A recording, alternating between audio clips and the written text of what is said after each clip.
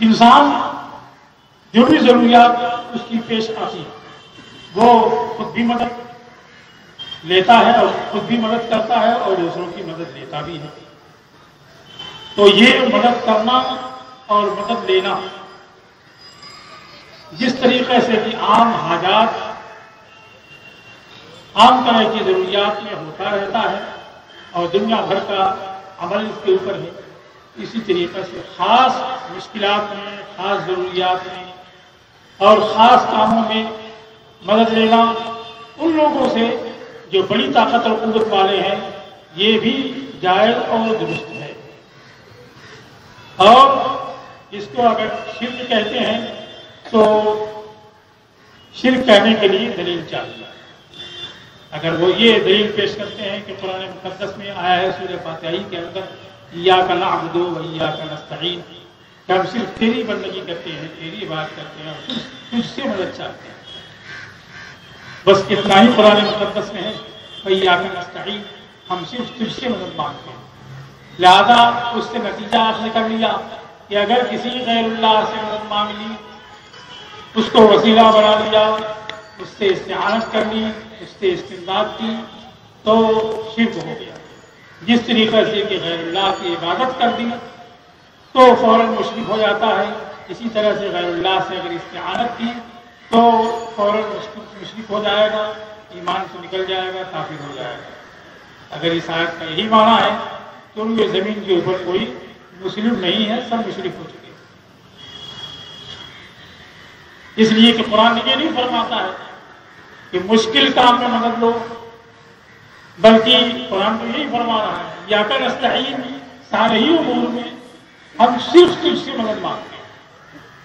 تو اگر اس آیت سے استدلال کرتے ہیں کہ جہاں غیر خدا سے مدد مانگی تو فوراً مشرک ہو گیا، تو کسی سے آپ نے ایک گلاس پانی مانگا مشرک ہو گئے، کسی ڈاکٹر کو مدد دکھلائی دوا حاصل کی مشرک ہو گئے، کسی جگہ چوٹ لگ گئی کسی سے پٹی بندوائی مشرک ہو گئے، کسی سے کھانا مانگا مشرک ہو گئے. اس لیے کہ یہ سب کے سب غیر اللہ سے مدد ہے، غیر اللہ سے استعانت ہے. تو اگر قرآن فہمی کا یہی حال رہا تو روئے زمین تو کوئی انسان نہیں، کوئی انسان مسلمان نہیں بچے گا. جو کافر ہیں وہ تو رہیں گے ہی، جو مسلم ہیں وہ بھی مسلم نہیں رہتا. ایسے شاہ عبدالعزیز محدث دہلوی رحمۃ اللہ تعالی علیہ نے اسی ایاک نستعین کی تفسیر میں یہ فرمایا ہے کہ جو بھی اللہ تعالی نے بندوں کو جو قوت عطا فرمائی، جب اس قوت کو مانتے ہوئے کہ اللہ نے بندوں کو قوت دی ہے اور اللہ کی قوت دینے سے وہ مدد کرنے کی صلاحیت اور طاقت رکھتا ہے، اس بنا پر اگر کسی غیر سے مدد مانگے تو یہ غیر سے مدد نہیں ہے بلکہ اللہ ہی سے مدد مانگنا ہے. تو مسلمان کا عقیدہ یہ ہونا چاہیے کہ سب کچھ دینے والا، عطا کرنے والا ذاتی طور پر مستقل طور پر رب تبارک و تعالیٰ، لیکن رب تبارک و تعالیٰ نے بندوں کو جو پیدا فرمایا ہے تو ان کو مجبور محض نہیں بنایا ہے بلکہ بندوں کو طاقت اور قوت بھی عطا فرمائی ہے. اب جب یہ ایک مسلم اعتقاد رکھتا ہے کہ بندے کو طاقت اور قوت حاصل ہے اور اللہ کی دی ہوئی طاقت اور قوت ہے، اور یہ اعتقاد رکھتے ہوئے وہ دوسروں سے مدد مانگتا ہے، ڈاکٹروں سے مدد مانگتا ہے، وکیلوں سے مدد لیتا ہے، یا کسی ترقی کے معاملے میں کسی سے مدد لیتا ہے، تو یہ دراصل اللہ ہی سے مدد لینا ہے، اس لیے کہ یہ مانتا ہے بندہ مومن کہ اللہ ہی کی دی ہوئی قوت اور طاقت اس کے پاس ہے.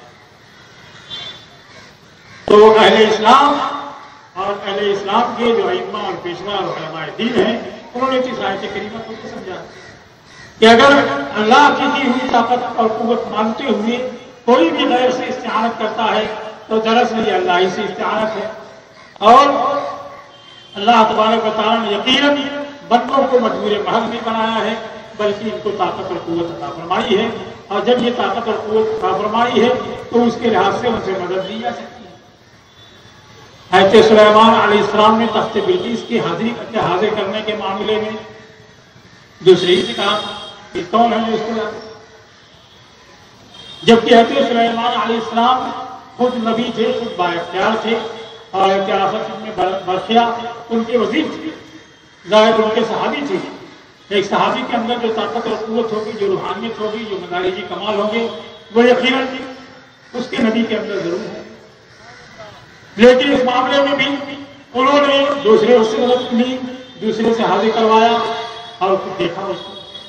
تو اس سے یہ معلوم ہوتا ہے کہ اہل سنت کا جو عقیدہ ہے کہ یقیناً ذاتی طاقت اور قوت، اختیار، ارادہ، تصرف اللہ کے سوا کسی کے پاس نہیں ہے.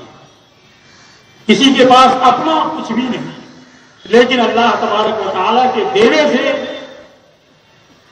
جیسے جیسے اس نے بندوں کو جیسے جیسے کمالات اور اختیارات عطا فرمائے ہیں ضرور حاصل ہیں، اور بندے مجبور محض نہیں ہیں. اور یہ بہت سارے کام اپنی قوت اور طاقت کے لحاظ سے انجام دے سکتے ہیں. بہت سے وہ کام ہیں جن کو خود یہ کر سکتے ہیں، بہت سے وہ کام ہیں جن کو خود نہیں کر سکتے ہیں اور دوسروں سے مدد لے سکتے ہیں. تو اس سے یہ معلوم ہوگا کہ دوسروں سے مدد دینا اور دوسروں کی حاجتوں میں وسیلہ بنانا یہ شرک نہیں ہے، اور خود قرآن مقدس میں یہ موجود ہے. قرآن مقدس میں ارشاد فرمایا گیا یا ایھا الذین آمنوا استعینوا بالصبر والصلاۃ، اے ایمان والو صبر اور نماز سے مدد چاہو. اور خود قرآن مقدس میں صاف صاف ارشاد ہے یا ایھا الذین آمنوا اتقوا اللہ وابتغوا الیہ الوسیلہ، اے ایمان والو اللہ سے ڈرو اور اس کی بارگاہ میں وسیلہ تلاش کرو. اب آپ بتائیے کہ قرآن نے جو فرمایا ہے کہ نماز اور صبر اور نماز سے مدد چاہو، تو کیا صبر اور نماز خدا ہے؟ صبر اور نماز بھی غیر اللہ ہے. خود انسان بھی غیر اللہ ہے اور انسان کے اعمال بھی غیر اللہ ہے. انسان بھی مخلوق ہے اور اس کے اعمال بھی مخلوق ہیں. قرآن مقدس ارشاد فرماتا ہے خلقکم وما تعملون، اللہ نے تم کو بھی پیدا فرمایا ہے اور تمہارے عملوں کو بھی پیدا فرمایا ہے. تو انسان کا عمل جو کچھ بھی کرتا ہے، اٹھنا بیٹھنا، روزہ رکھنا، نماز پڑھنا، حج کرنا، زکات دینا، یہ سارے اعمال اس کے مخلوق ہیں، اور جو بھی مخلوق ہے وہ غیر اللہ، خالق نہیں ہے، خالق کے علاوہ ہی ہے. تو انسان یہ بھی مخلوق ہے، اس کے اعمال یہ بھی مخلوق ہے. لیکن رب تبارک و تعالیٰ نے حکم دیا کہ نماز اور صبر سے مدد طلب کرو، استعانت کرو. تو یہ بھی غیر اللہ سے مدد مانگنے کا حکم ہے. اسی طریقے سے وابتغوا الیہ الوسیلہ، اللہ کی بارگاہ میں وسیلہ تلاش کرو. اس میں صراحتاً وسیلہ ڈھونڈنے کا، وسیلہ لینے کا حکم دیا گیا. اعلیٰ حضرت امام احمد رضا قدس سرور کے خلیفہ حضرت مولانا ضیاء الدین مدنی رحمۃ اللہ تعالی علیہ، جو مدینہ منورہ میں باب مجیدی کے قریب رہا کرتے تھے، ان کی ایک مرتبہ قاضی سے گفتگو ہوئی اور اس نے وہی ان کا عقیدہ جاننے کے لیے توسل کے بارے میں گفتگو شروع کر دی کہ توسل کو آپ کیا کہتے ہیں؟ تو انہوں نے فرمایا کہ میں جائز کہتا ہوں. دلیل کیا ہے؟ تو فرمایا کہ قرآن میں ارشاد ہے یا ایھا الذین آمنوا اتقوا اللہ وابتغوا الیہ الوسیلہ، اے ایمان والو اللہ سے ڈرو اور اس کی طرف وسیلہ تلاش کرو. تو اس نے کہا کہ یہاں وسیلہ سے مراد اعمال ہیں، یعنی اعمال کی بجائے اٹھتے، حالانکہ اعمال تو سب تقویٰ کے اندر آ گئے. اتقوا اللہ پہلے فرما دیا گیا ہے، ایمان کا پہلے ذکر ہو چکا ہے. چاہے وہ جو ایمان لا چکے ان کے اتقوا اللہ، تقویٰ اختیار کرو. تقویٰ یہی اعمال صالحہ کی بجاوری ہے. اب اعمال صالحہ کی بجاوری کے بعد ارشاد ہے وابتغوا الیہ الوسیلہ، اور اس کی بارگاہ میں وسیلہ ڈھونڈو. تو گفتگو کم کرنے کے لیے حضرت مولانا ضیاء الدین مدنی رحمۃ اللہ تعالیٰ نے ارشاد فرمایا تم کہتے ہو کہ وسیلہ سے مراد اعمال ہے، تو کیا تم کو یقین ہے کہ جو اعمال تم کرتے ہو سب اللہ کے یہاں مقبول ہیں؟ کیونکہ عمل ہمارا جب مقبول ہوگا تبھی کچھ کام دے گا. جو عمل رد ہو گیا، نماز پڑھی مردود ہو گئی، روزہ رکھا مردود ہو گیا، کسی بھی خلل کی وجہ سے، کسی بھی خرابی کی وجہ سے، نیت میں اخلاص نہیں ہے یا عمل میں فتور ہے، کچھ فساد ہے، اس کی وجہ سے رد ہو گیا، تو ظاہر ہے کہ مجھے کچھ کام دینے کا نہیں. اعمال اس سے مراد ہے کہ وہی اعمال کارآمد ہو سکتے ہیں جو اللہ کے یہاں مقبول. تو انہوں نے سوال فرمایا کیا تم کو یقین ہے کہ تمہارے اعمال مقبول ہیں؟ تو وہ بولا کہ یقین تو نہیں ہے، ارجو کچھ امید رکھتا ہوں. انہوں نے فرمایا کہ ہم جن مقدس ہستیوں کو وسیلہ بناتے ہیں وہ اللہ تبارک و تعالیٰ کی بارگاہ میں اس قدر مقبول اور برگزیدہ ہے کہ جو ان کی مقبولیت میں شک کرے گا وہ بھی مومن نہیں رہ جائے گا. کیونکہ جتنے بھی انبیاء کرام ہیں اور خصوصاً سید الانبیاء علیہ تحیۃ السلام، یہ سب اللہ تبارک و تعالیٰ کی بارگاہ میں مقبول ہے، اور ان مقبولان بارگاہ کو ہم اپنا وسیلہ بناتے ہیں. ان کی مقبولیت میں جو شک کرے کہ اللہ تبارک و تعالیٰ کے نزدیک مقبول نہیں ہے تو وہ مومن نہیں رہ جائے گا.